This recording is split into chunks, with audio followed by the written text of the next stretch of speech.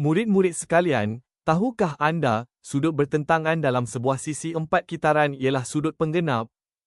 Marilah kita cuba buktikan. Sisi empat kitaran ialah sisi empat yang semua bucunya terletak pada lilitan sebuah bulatan. Dan kita diberitahu bahawa hasil tambah sudut P dan sudut R ialah 180 darjah.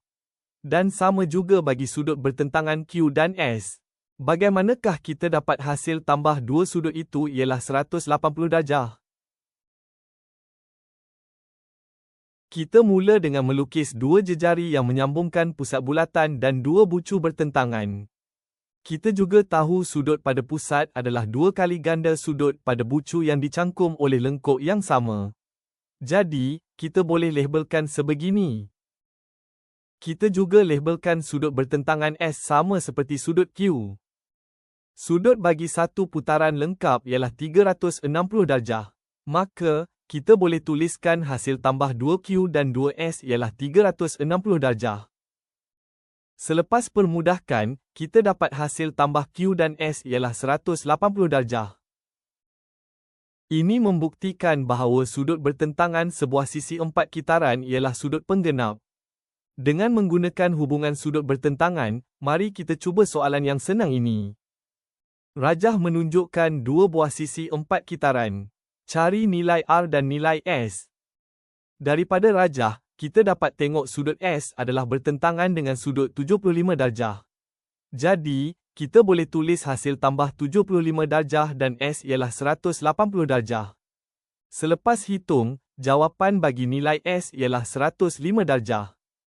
Sekarang, kita cuba tengok sisi empat kitaran di sebelah kiri. 2R adalah bertentangan dengan sudut 110 darjah. Seperti tadi, kita tuliskan persamaan hasil tambah dua sudut itu sama dengan 180 darjah. Akhirnya, kita dapat jawapan R ialah 35 darjah. Mari kita tengok soalah yang tahap lebih tinggi. Rajah menunjukkan sebuah bulatan menerap lilit sebuah heksagon. Dan hanya diberi dua nilai sudut.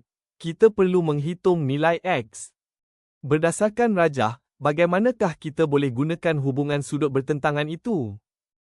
Mulanya, kita lukiskan satu garis lurus pada X dan bucu antara nilai sudut. Ini menghasilkan dua buah sisi empat kitaran. Dan katakan X ialah hasil tambah P dan Q.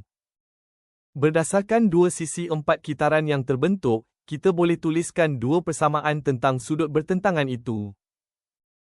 Tambahkan dua persamaan itu bersama, kita dapat 250 darjah tambah P tambah Q sama dengan 360 darjah. Tukarkan P tambah Q kepada X dan alihkan 250 darjah ke sebelah kanan persamaan.